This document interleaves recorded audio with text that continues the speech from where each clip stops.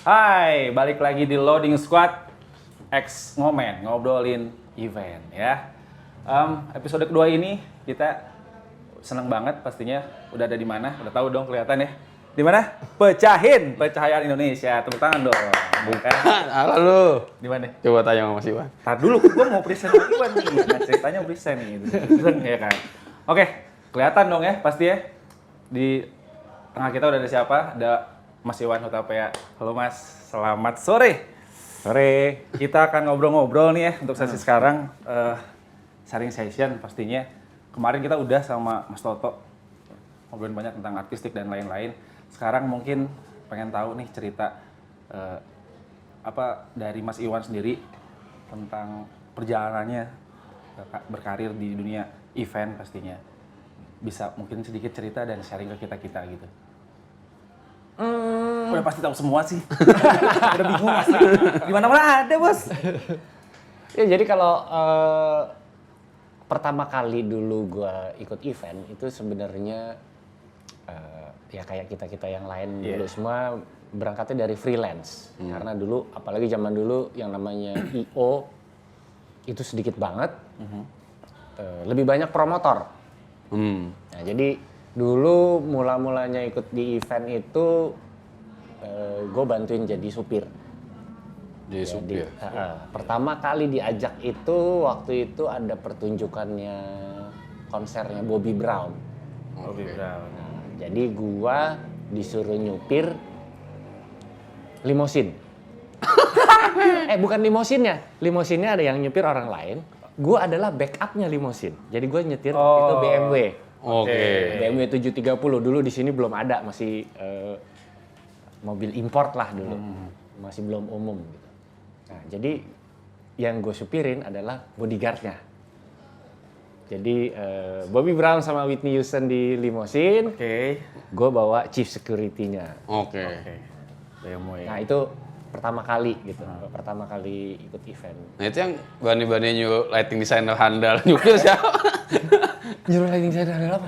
Belum. Maksud gua kan Cepetan. itu yang ngajak siapa Mas? Itu dulu yang pertama ngajak Albert. Oh, alah. Karena Albert itu dulu dia sudah duluan berkecimpung di dunia event. Ya. Kalau dia dulu dari SMP udah jualan tiket gitu. Oh. Tiket konser dulu. Calo apa? Next kita korek. Nah, jadi dari situ terus dua kali jadi supir. Pertama supirnya Bobby Brown sama Whitney Houston, yang kedua supirnya Rambo, Sylvester Stallone. Stallone-nya apa chief-nya lagi? Stallone-nya. Waktu itu gue Stallone-nya karena gue waktu itu rada ketakutan karena suruh bawa limosin. Panjang banget kan. Nah, dari situ terus akhirnya gue mulai masuk ke tiketing. Jadi setiap ada konser, gue bantu divisi tiketing. Jadi untuk distribusi tiket. Dulu zamannya masih Ibu Dibyo, Duta Suara, Aquarius. Ibu Dibyo udah ada tuh ya? Udah, Ibu Dibyo itu dari tahun 60-an udah jual tiket. Buat gua. Belum ada tuh online. Iya. Nah, jadi disitulah berapa tahun dan itu sifatnya masih insidentil, masih benar-benar freelance. Benar-benar freelance. Panggilan gitu ya. Kalau ada event baru ngumpul, ngumpul gitu. Tapi tahun itu tuh Mas Iwan tuh sambil, maksudnya lagi kuliah kah, lagi emang nganggur kah? Yang lagi ditekunin itu apa gitu saat itu tuh? Waktu itu jadi tahun 90-an. Gua waktu itu lagi ngapain ya? Pokoknya belum kuliah. Oke. Ya kan orang udah lulus SMA tapi belum kuliah. Ya kan orang kan masuk ke event kan kadang-kadang emang ada yang pengangguran akhirnya nyemplung, emang ada yang iseng gitu kan. Terus terpaksa yang akhirnya jadi, daripada gue nggak punya kerjaan. main nih, temen ngajak ya kan, temen ngajak gitu. Terus udah akhirnya nyemplung. Gitu. Iya, dulu tahun 90 tuh lagi ngapain ya? Udah kelamaan sih. Gue pernah baca nih Om ya di artikel tuh ya satu artikel gitu. Iwan bilang ya jadi apa? Sempat jadi penjaga kolam tuh bener tuh ya. Oh, itu benar. Itu kejadiannya tahun 87. Jadi waktu itu gue baru lulus SMA.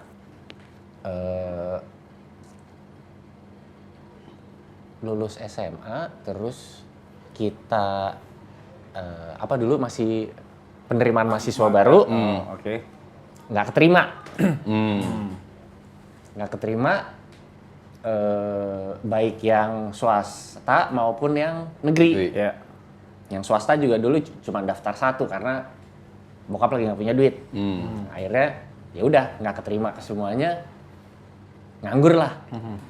Tapi untungnya nganggurnya cuma sebulan. Waktu itu udah selesai urusan daftar-daftaran, ujian ke universitas mana lah gitu-gitu. Tak tahu ditawarin, mau nggak lo daripada nganggur kerja? Mau banget gue bilang. Bridgingnya itu ya guys, daripada nganggur. Iya. Akhirnya jadi istilahnya cuman bengong sebulan setelah urusan daftar kuliah yang gagal itu. Gue ditawarin kerja. Waktu itu gue masuk di Aera Club. Jadi Aera Club tuh kayak country club, tapi punya embassy. Iya. Oh, kedutaan ya. Begitu interview ke sana, yang ditanya dari gue cuman, lu ngerti nggak diajak ngobrol Inggris?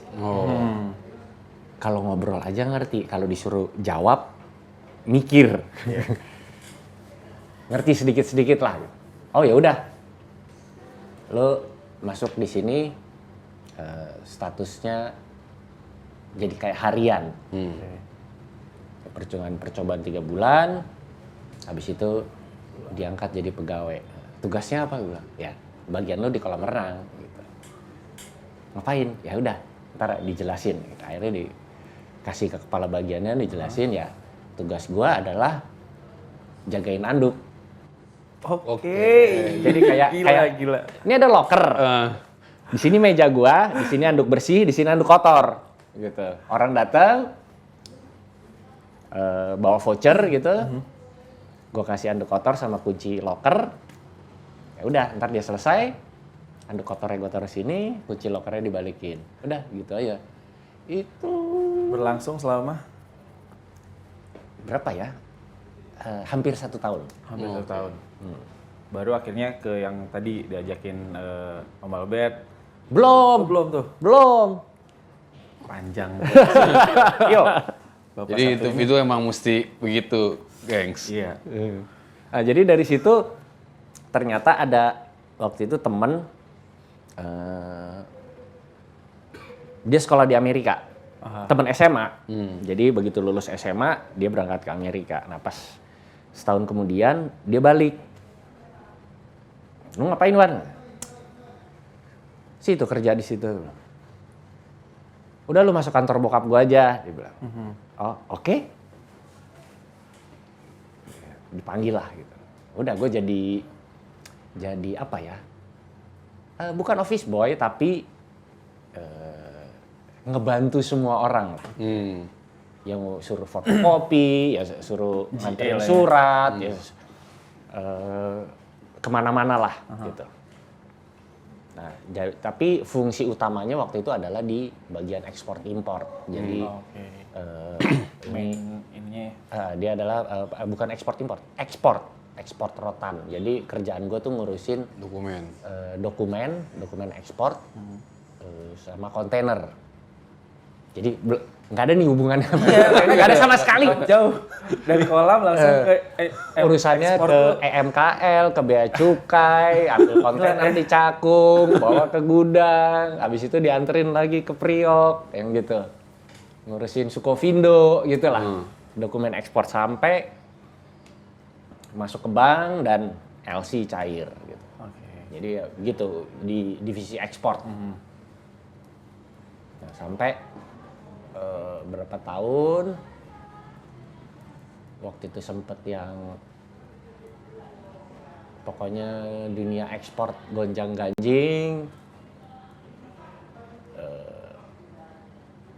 berubah lagi gitu. sempet dagang buah.